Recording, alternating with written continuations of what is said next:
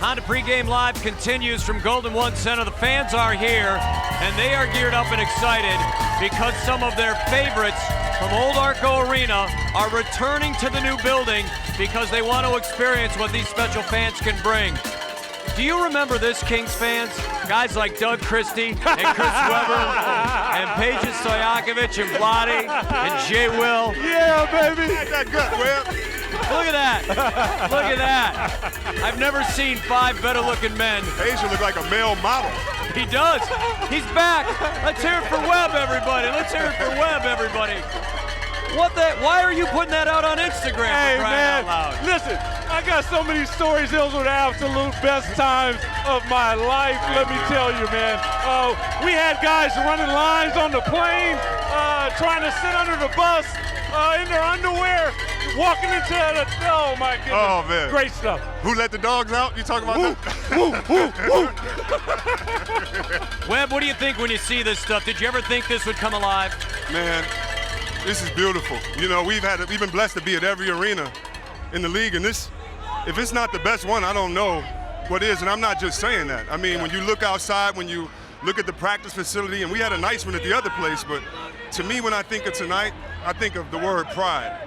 I think of these fans because players may come and go, but these fans are at each game and they support every one of us. So tonight, my whole thing was, fans, you need to pat yourself on the back for once because no one invests in a building that they don't think anyone's going to come to, and these are some of the best fans in the league, and it's because of them. What was it like? Go ahead. What was it like with you guys on the court together with the other guys when this city was humming at one point? You know, when we were able to play together, it was such a special time because we came out and these fans, they lost their mind, but playing with a guy like Chris and Vlade and Peja and Mike and Jay Will and Bobby and Scott, and I can just go Hito and on, it was incredible because it wasn't a selfish environment, and we were able to win. And Webb, I say this because I've been on the radio with Grant, and I've been on TV. We don't get credit because we didn't win a championship, but we see San Antonio play our style, we see Golden State play our style, and now it's chick, but when we were doing it, hey, we set the tone then. No, you're exactly right. And in talking to the other coaches, you know, the other coaches tell me, they say, Chris, we chopped up all you guys' tapes and, you know, that's how we get our plays. But I just want to say something about the guys that I played with here. By far, it was my best basketball time, bar none. And the reason why is because we were brothers. It was because of those guys in the locker room.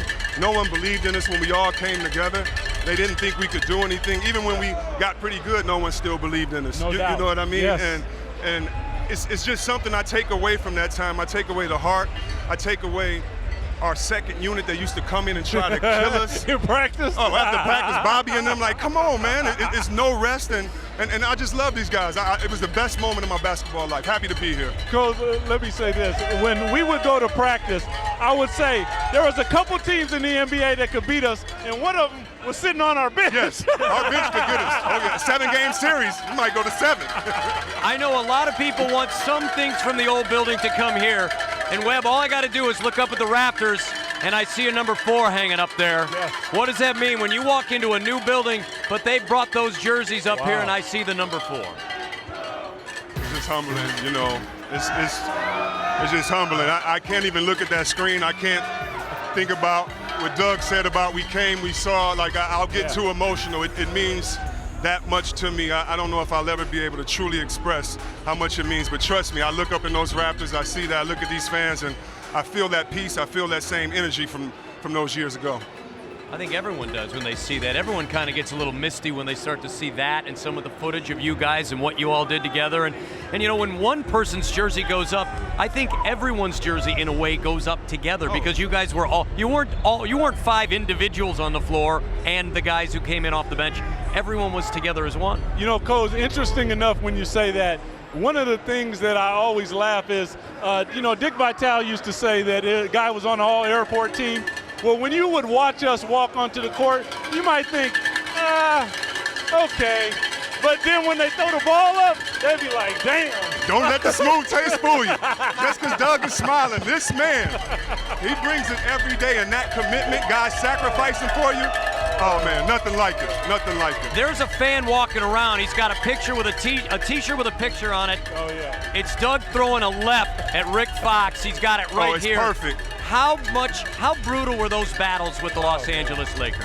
Well, it's funny because I still talk to Shaq about that, and he got beat up in the back by somebody. But I ain't gonna say no names. But yeah, so no, those moments, but what it was it wasn't that we didn't like them. It was that we loved us. Yes.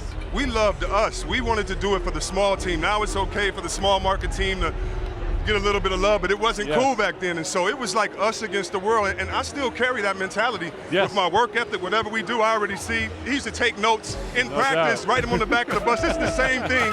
And you just want to make sure you attach yourself to people in life that love their family, that care about God, that care about you. What else do you want? Yeah. It is incredible because when I listen to Chris, it brings so many memories to my mind. When we competed with the Lakers, I can remember the first year, Webb, they swept us, and then each time we got a little better. And when they knew we were better than them, they knew it and we knew it. We just didn't get over the hump. And that's an interesting dichotomy when you're in professional sports and you know somebody got your number, but you get away scot-clean. That's a really interesting piece. Some people leave when that happens. Uh-oh. I would drop the mic, but I might break the damn thing. Chris, when you tell the story of Chris Webber in Sacramento, part of that story, in the beginning, it wasn't as easy. You weren't sure this was your home. No, I didn't want to come here. I'm glad you put those words out there. What changed it for you? When did you realize this was going to be the best basketball experience for you? And the reason why I keep saying that I didn't want to be here is to let people know how much I loved it when I left. It's not like, no, I did not want to be here. Sacramento was not a good team. Doug Christie was not here. Vlade wasn't here. It was not a place, a destination place. And I didn't know if I was coming to a place where people believed in it. And so my brother gives me a call. I'm like, who's this guy, Jay Will? He's like, you'll see. And then the first practice, I saw. And I already knew about Doug Christie's game. I knew about Vlade's game. I didn't know about Patient. When I saw practice, but better yet, I saw how we interacted with each other, it was home. So the guys and these fans made me want to stay, and that's why Sacramento's my basketball home. All right, now it's interesting because there's a guy on this current roster who has a world of talent as well, who may be trying to come with terms with where his real basketball home can be, and that's DeMarcus Cousins. What would you tell him about what this place can do for a guy's career? Well, first I would say to him, I'm sorry because it's been unfair that you've had 5 coaches in 5 years. Yes. You wouldn't do that to Aaron Rodgers. You wouldn't do that to Tony Romo, having an offensive coordinator. And so I have to put on my real basketball analysis hat and say, I would say it's not all your fault. Then after I say that to him, I look him in the eyes and I say, this is your team. This is your city. Put everyone on your back. So what about what they're going to say about you? No one's going to like you. Everybody's going to hate you. It's all going to be bad. And you know what? When you cry and lift up those trophies, or you cry and you have a good moment with friends talking 10 years later, even if you didn't win the championship, but you put all you can into it, because at the end of the day, there's some guys that win a championship and are just got to ride on the bus. Right. And then there's other guys that put their heart into it and never win. But that's why I love sports. It's unfair to everyone. It's no guarantee. No, or we wouldn't sign up for it. Yeah, it is the realest reality show on television, man. You get to see it right before your eyes. You get to see the blood, sweat, and tears. And when Webb is talking about that, I would almost trade in the championship for the experiences that we got to go through, because they were some life-changing experiences with Coachy and Adelman and all of those guys, and just deterring the plane and flying to Bobby Jackson's mom's funeral. Man, these are things, let me tell you, that I cherish, and it'll make you well up sometimes thinking about them, Coach. Seriously. You know what, I'm going to make Chris tell the story, because you just touched on something that deserves a longer version, but going to Bobby Jackson's family's funeral and what went on there, and how you guys diverted a plane. You guys were in the middle of a road trip and diverted that trip somewhere. Why was it so important that you guys were together on that day? Because we loved each other. We love each other. All the bonding that we had in those training camps last till today. It was not fake. I'd rather lose with these guys than win with anyone else, period. And guys have come up to me and said, I wish we would have had as much fun with you, as much fun as you guys have, because I have this ring and I don't have any of those relationships. And it was love, man. Like, I can't underuse that word.